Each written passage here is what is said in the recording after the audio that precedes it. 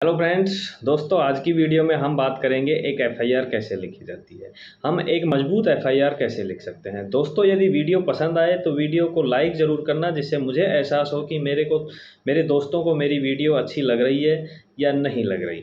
दोस्तों वीडियो में मैं आपको कुछ ऐसे बिंदुओं पे ऐसे बिंदु बताऊंगा जिनकी पूर्ति करके आप एक मजबूत एफआईआर लिख सकते हैं। साथ ही आप एक छोटी-सी एफआईआर को भी किसी वकील से लिखवा के या किसी थाने के आसपास कंप्यूटर वाले से लिखवा के जो चार्ज देते हो, उस चार्ज से बच सकते हो। तो दोस्तों वीडियो की शुरुआत करते हैं कि एफआईआर दर्ज करवाने के लिए या एफआईआर लिखने के लिए हमें किन-किन बातों का ध्यान रखना चाहिए। यह पहला बिंदु है घटना स्थल की, जिस जगह पे कोई घटना हुई है उसका उल्लेख करना बहुत आवश्यक है। दूसरा दिनांक, किस दिनांक को घटना हुई है, और तीसरा है समय, किस समय को वह घटना हुई है। एग्जाम्पल के तौर पे बताऊं कि एक फला नाम का व्यक्ति फला जगह से फला जगह पर दिनांक इतने को जा रहा था। जैसे ही वह फला स्थान पर पहुंचा, जैसे कि सुभाष चौक पे पहुंचा, तो सामने से आ रहे एक वाहन ने उसके टक्कर मार दी। यह घटना समय करीब इतना बजे की है। अब इसमें तीनों ही चीज़ें आ गई, घटना स्थल भी आ गया, सुभाष चौक पे उसके साथ घटना हुई है, घटना की दिनांक भी आ गई, दिनांक इतने को वह जा रहा था, और घटना का समय भी आ गया। अब उससे फ़ायदा क्या होगा कि जो अनुसंधान अधिकारी है, उसको यदि तीनों बातें मालूम हो जाती हैं, तो वह उन बातों के आधार पे अपना अनुसंधान अच्छे से कर सकता है। जैसे कि जो घटना स्थल है, वहाँ के आस पड़ोसियों के वह बयान लेना चाहता है, या कोई साक्ष्य एकत्रित करना चाहता है, या फिर घटना का अगर समय मालूम है तो उस समय पे वह आसपास के कोई सीसीटीवी कैमरे या फिर उस समय पे आने जाने वाले राहगीरों से बयान लेना चाहता है, या कोई अन्य तफ्तीश करना चाहता है, तो उससे अनुसंधान अधिकारी को उसका फ़ायदा होता है। और अनुसंधान अधिकारी को फ़ायदा होने का मतलब है कि हमारी एक एफआईआर का मजबूत इन्वेस्टिगेशन होगा।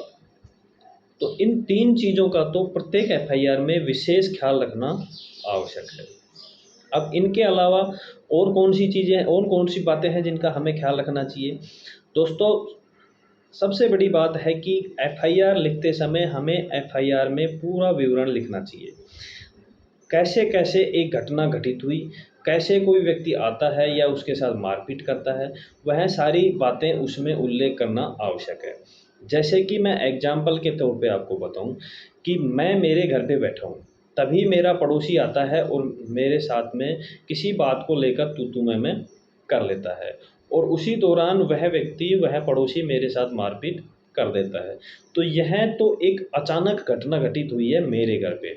इस पे धारा अलग लगती है। मैं आपको एग्जांपल बता ही देता हूँ कि इसमें धारा लगती है 451 आईपीसी, जिसमें गिरफ्तारी का प्रावधान नहीं है, वह एक जमानती अपराध है। लेकिन यदि पड़ोसी हमारा पहले से ही कोई मेरे ऊपर हमला करने की तैयारी के साथ आता है, जैसे कि वह कोई हथियार, कोई लाठी, कोई डंडा, जो भी उसके पास है वह लेके आता है, आते ही मेरे साथ में मारपीट करना शुरू कर देता है, तो वह मेरे ऊपर हमला करने की तैयारी के साथ पहले से ही आया था।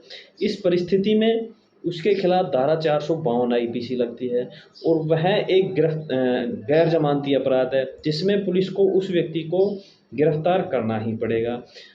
तो मेरा कहने का मतलब ये है कि हमारे साथ जो घटना हुई है, उस घटना के संबंध में हमें एफआईआर में पूरा विवरण लिखना चाहिए कि मैं घर पे बैठा हुआ था, तभी फला व्यक्ति मेरे घर पे आए और आके मेरे साथ में मारपीट की। जिनके पास पहले से ही हथियार थे वह तैयारी करके आए थे। अब दूसरी ध्यान देने वाली बात यह है कि जैसे हमारे साथ कोई घटना हो जाती है, और हमारे साथ कोई घटना करने में 5 या 5 से अधिक व्यक्ति हैं, लेकिन हम नाम उनमें से 3 का ही जानते हैं। तो अक्सर लोग क्या करते हैं कि 3 व्यक्तियों का नाम लिख देते हैं, जिनका नाम नहीं जानते उनका नाम नहीं लिखते हैं। लेकिन दोस्तों ध्यान रखना है कि यदि ऐसी कोई परिस्थिति हमारे साथ आ जाए, तो हमें एफआईआर में यह लिखना चाहिए कि मैं फला जगह पे बैठा था, तो फला व्यक्ति आए, उसके साथ में अन्य 2 व्यक्ति थे। क्योंकि 5 या अधिक व्यक्ति होने पर धारा अलग ऐड हो जाती है, और 5 से कम व्यक्ति होने पर धारा अलग रहती है। तो इसका विशेष ख्याल रखना चाहिए कि जितने भी बदमाश हैं, जितने भी आरोपी पक्ष हैं, उनका सबका एफआईआर में उल्लेख होना बहुत आवश्यक है। अब दूसरी बात आते हैं कि हमारी एफआईआर में कोई भी झूठी बात नहीं लिखी होनी चाहिए। इसका हमारी एफआईआर पर बहुत अधिक प्रभाव पड़ता है, क्योंकि एफआईआर में हम लिखवाने में तो कुछ भी लिखवा सकते हैं, पुलिस का फर्ज है कि उसको दर्ज करना भी पड़ेगा। लेकिन इन्वेस्टिगेशन में जो जो हमारी झूठी बातें लिखवाई होती हैं वो सब हट जाती हैं, और उसका हटने का मतलब है कि हमारी एफआईआर मजबूत ना होके एक कमज़ोर एफआईआर हो जाती है, जिसका कोर्ट में आरोपी को फ़ायदा मिलता है। अब जैसे कि अक्सर क्या होता है कि एक छोटी-सी मारपीट की घटना हुई और उसमें लोग छेड़छाड़ की घटना भी ऐड कर लाते हैं। उससे धारा 354 एफआईआर दर्ज होने में ऐड हो जाती है। लेकिन इन्वेस्टिगेशन में फिर वह धारा 354 जब हटती है तो उसका आरोपी को बहुत अधिक फ़ायदा होता है। इसी तरीके से मारपीट की घटनाओं में लोग चोरी करना साथ में लिख जाते हैं कि मेरी जेब में इतने पैसे थे, और उसको वह व्यक्ति ज़बरदस्ती निकाल ले गया मारपीट करके। उसका भी वह अगर इन्वेस्टिगेशन में अपराध नहीं बनता है तो आरोपी पक्ष को उसका बहुत अधिक फ़ायदा मिलता है।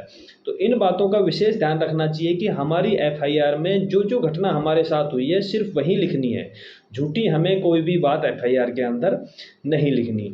साथ ही यदि कोई घटना के समय गवाह मौजूद हो तो उस गवाह का नाम ज़रूर लिखना है कि वह व्यक्ति मेरे साथ यह घटना कारित होते हुए देख रहा था, जिससे उसके अनुसंधान अधिकारी बयान ले सके और हमारी एफआईआर में एक अच्छी कार्रवाई कर सकें। साथ ही यदि कोई सीसीटीवी कैमरा हो तो उसकी रिकॉर्डिंग भी हम साथ में पेश कर सकते हैं। तो दोस्तों, इन सभी बातों का हमें एफआईआर लिखने समय बहुत ध्यान रखना चाहिए कि